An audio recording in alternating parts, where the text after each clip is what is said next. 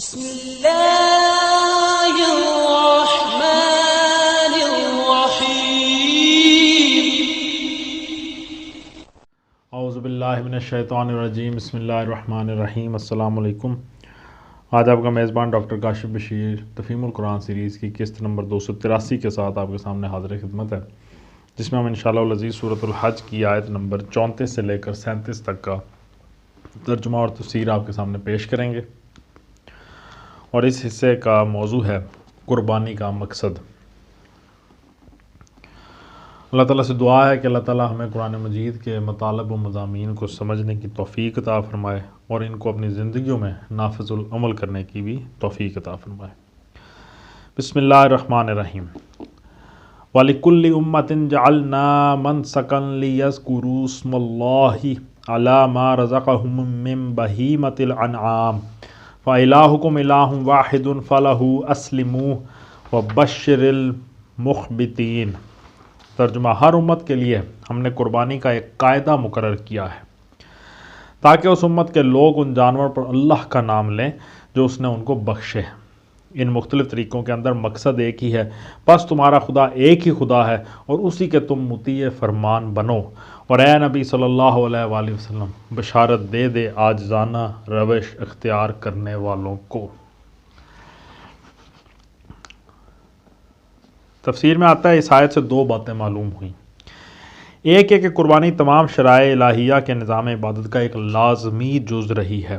توحید فی العبادت کے بنیادی تقاضوں میں سے ایک یہ بھی ہے کہ انسان نے جن جن صورتوں سے غیر اللہ کی بندگی کی ہے ان سب کو غیر اللہ کے لیے ممنوع کر کے صرف اللہ کے لیے مختص کر دیا جائے۔ مثلا انسان نے غیر اللہ کے آگے رکوع و سجود کیا، شرائع الہیہ نے اسے اللہ کے لیے خاص کر دیا۔ انسان نے غیر اللہ کے آگے مالی نذرانے پیش کیے، شرائع الہیہ نے انہیں ممنوع کر کے زکوٰۃ و صدقہ اللہ کے لیے واجب کر دیا۔ انسان نے معبودان باطل کی تیرتھ یا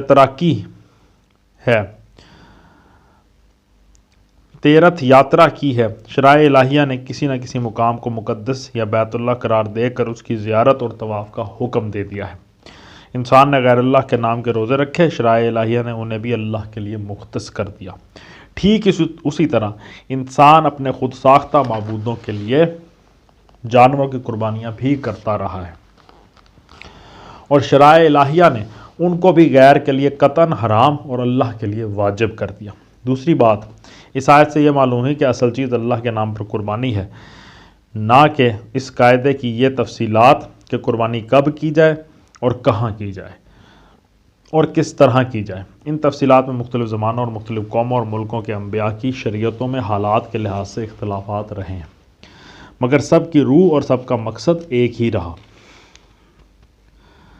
آیت کے آخر میں بشارت دے دیں عاجزانہ روش اختیار کرنے والوں کو۔ تفسیر میں آتا ہے اصل میں لفظ مخبتین استعمال کیا گیا، جس کا مفہوم کسی ایک لفظ سے پوری طرح ادا نہیں ہوتا۔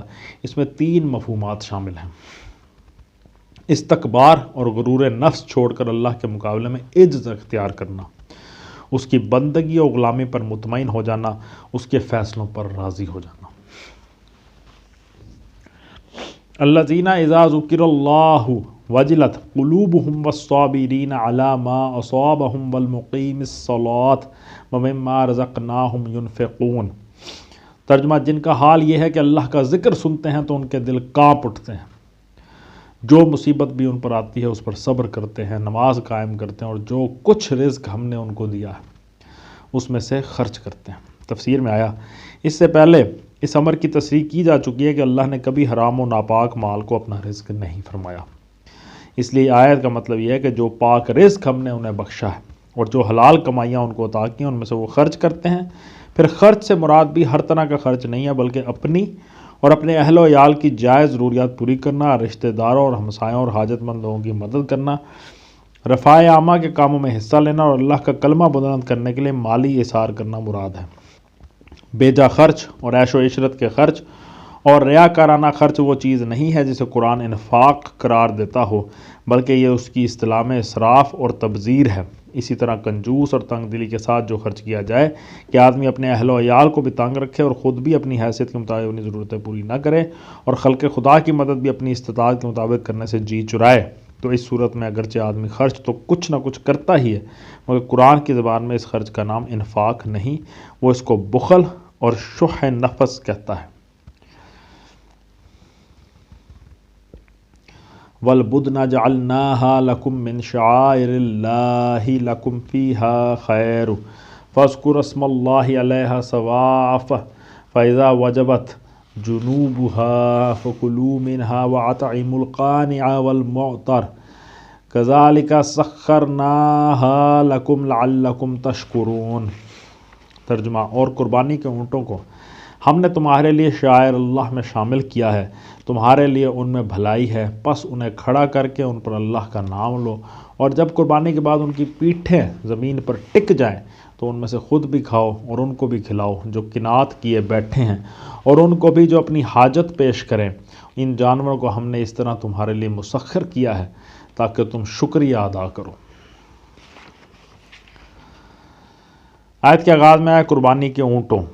تفسیر میں آتا ہے اصل میں لفظ بدن استعمال ہوا ہے جو عربی زبان میں اونٹوں کے لیے مخصوص ہے، مگر نبی صلی اللہ علیہ وآلہ وسلم نے قربانی کے حکم میں گائے کو بھی اونٹوں کے ساتھ شامل فرما دیا ہے۔ جس طرح ایک اونٹ کی قربانی 7 آدمیوں کے لیے کافی ہوتی ہے، اسی طرح ایک گائے کی قربانی بھی 7 آدمی مل کر سکتے ہیں۔ مسلم میں جابر بن عبداللہ کی روایت ہے جس کا ترجمہ ہے رسول اللہ صلی اللہ علیہ وآلہ وسلم نے ہم کو حکم دیا ہے کہ ہم قربانیوں میں شریک ہو جایا کریں، اونٹ 7 آدمیوں کے لیے اور گائے بھی 7 آدمیوں کے لیے۔ آیت میں پھر آیا کہ تمہارے لیے ان میں بھلائی ہے۔ تفسیر میں آتا ہے یعنی تم ان سے بکثرت فائدے اٹھاتے ہو۔ یہ اشارہ اس امر کی طرف ہے کہ تمہیں ان کی قربانی کیوں کرنی چاہیے۔ آدمی خدا کی بخشی ہوئی جن چیزوں سے فائدہ اٹھاتا ہے ان میں سے ہر ایک کی قربانی اس کو اللہ کے نام پر کرنی چاہیے، نہ صرف شکر نعمت کے لیے بلکہ اللہ کی برتری اور مالکیت تسلیم کرنے کے لیے بھی، تاکہ آدمی دل میں بھی اور عمل سے بھی اس امر کا اعتراف کرے کہ وہ سب کچھ خدا کا ہے جو اس نے ہمیں عطا کیا ہے۔ بس انہیں کھڑا کر کے ان پر اللہ کا نام لو۔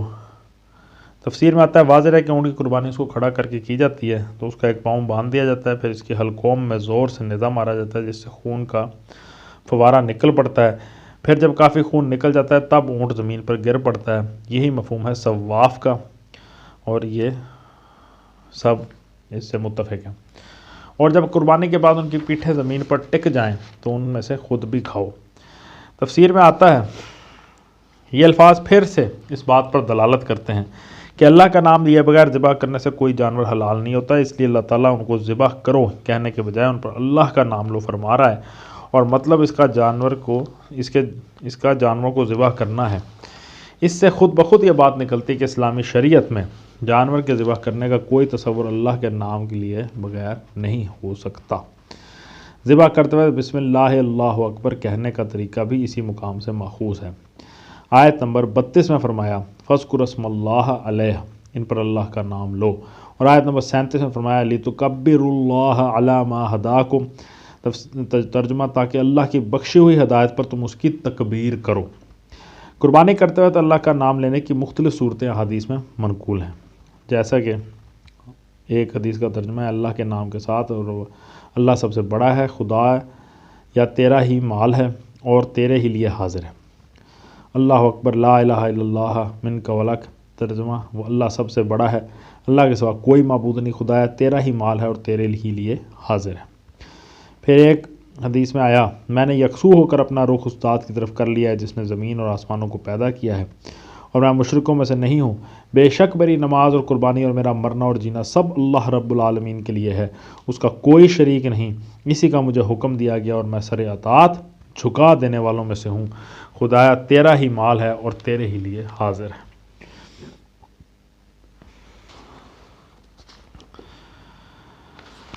آیت میں پھر آیا اور جب قربانی کے بعد ان کی پیٹھیں زمین پر ٹک جائیں تو تفسیر میں آتا ہے کہ ٹکنے کا مطلب صرف اتنا ہی نہیں کہ زمین پر گر جائیں، بلکہ یہ بھی ہے کہ وہ گر کر ٹھہر جائیں، یعنی تڑپنا بند کر دیں اور جان پوری طرح نکل جائے۔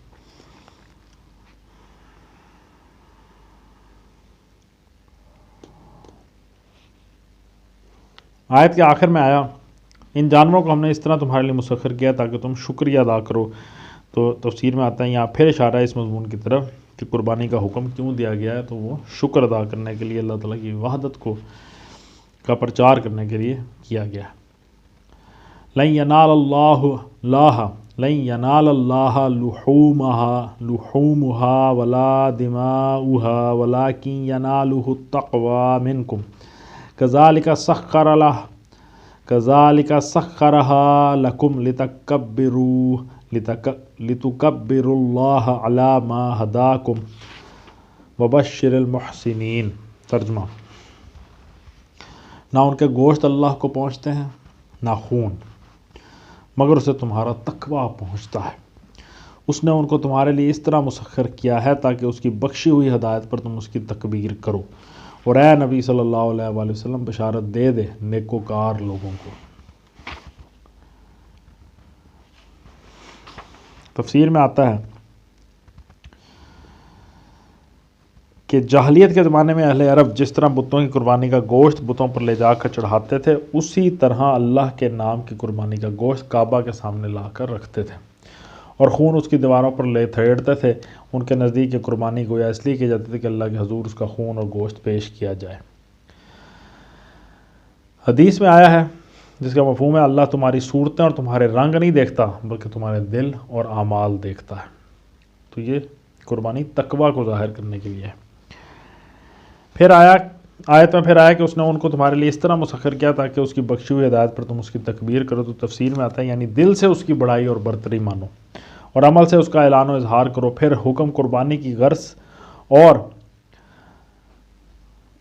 اس کی ضرورت کی طرف اشارہ ہے۔ قربانی صرف اسی لیے واجب نہیں کی گئی کہ یہ تسخیر حیوانات کی نعمت پر اللہ کا شکریہ، بلکہ اس لیے بھی واجب کی گئی کہ جس کے یہ جانور ہیں اور جس نے انہیں ہمارے لیے مسخر کیا ہے، اس کے حقوق مالکانہ کا ہم دل سے بھی اور عملاً بھی اعتراف کریں تاکہ ہمیں کبھی یہ بھول لاحق نہ ہو جائے کہ یہ سب کچھ ہمارا اپنا مال ہے۔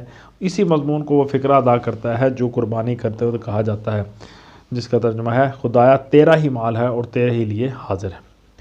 اس مقام پر یہ جان لینا چاہیے کہ اس پیراگراف میں قربانی کا جو حکم دیا گیا ہے وہ صرف حاجیوں کے لیے نہیں اور صرف مکے میں حج ہی کے موقع پر ادا کرنے کے لیے نہیں ہے، بلکہ تمام ذی استطاعت مسلمانوں کے لیے عام ہے جہاں بھی وہ ہوں، تاکہ وہ تسخیر حیوانات کی نعمت پر شکریہ اور تکبیر کا فرض بھی ادا کریں اور ساتھ ساتھ اپنے اپنے مقامات پر حاجیوں کے شریک حال بھی ہو جائیں۔ حج کی سعادت میں اثر نہ آئی نہ صحیح، کم از کم حج کے دنوں میں ساری دنیا کے مسلمان وہ کام تو کر رہے ہوں جو حاجی جوار بیت اللہ میں کریں۔ اس حوالے سے مختلف حدیث آئی ہیں۔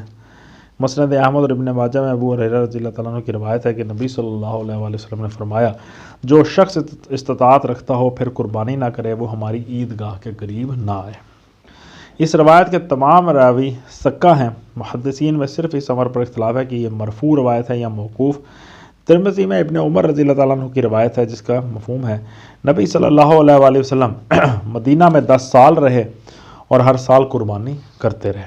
بخاری میں حضرت انس رضی اللہ تعالیٰ عنہ کی روایت ہے کہ نبی صلی اللہ علیہ وآلہ وسلم نے بقر عید کے روز فرمایا، جس نے عید کی نماز سے پہلے ذبح کر لیا اسے دوبارہ قربانی کرنی چاہیے، اور جس نے نماز کے بعد قربانی کی اس کی قربانی پوری ہو گئی اور اس نے مسلمانوں کا طریقہ پا لیا۔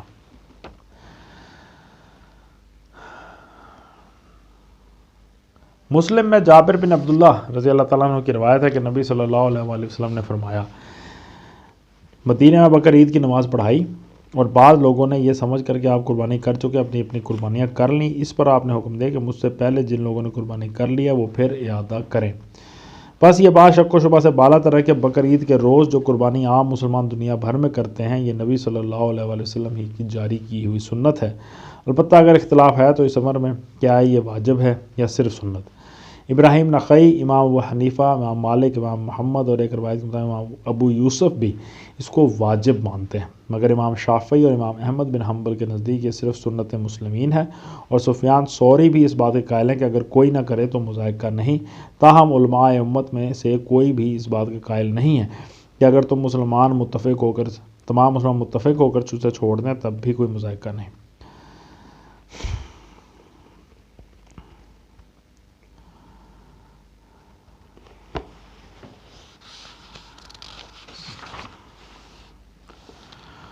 صدق اللہ العلی العظیم۔ الحمدللہ آج ہم نے سورہ حج کی آیت نمبر 37 تک کا ترجمہ اور تفسیر آپ کے سامنے پیش کرنے کی کوشش کی ہے۔ اللہ تعالیٰ سے دعا ہے کہ اللہ تعالیٰ کا لاکھ لاکھ شکر ہے کہ اس نے جتنی بھی نعمتیں، رحمتیں، آسانیاں ہم لوگوں کے لیے پیدا فرمائی، ان تمام کا لاکھ لاکھ شکر ہے، اور اللہ سے دعا کرتے ہیں کہ اللہ تعالیٰ ہمیں ناشکریوں سے ہماری بلکہ اللہ تعالیٰ ہماری ناشکریوں کو معاف فرما دے اور ہمیں ہر دم اس کا شکر ادا کرنے کی توفیق عطا فرمائے۔ اسی دعا کے ساتھ آپ سے اجازت چاہیں گے، اپنا بہت خیال رکھیں، آپ لوگوں کا بہت بہت شکریہ، اللہ حافظ۔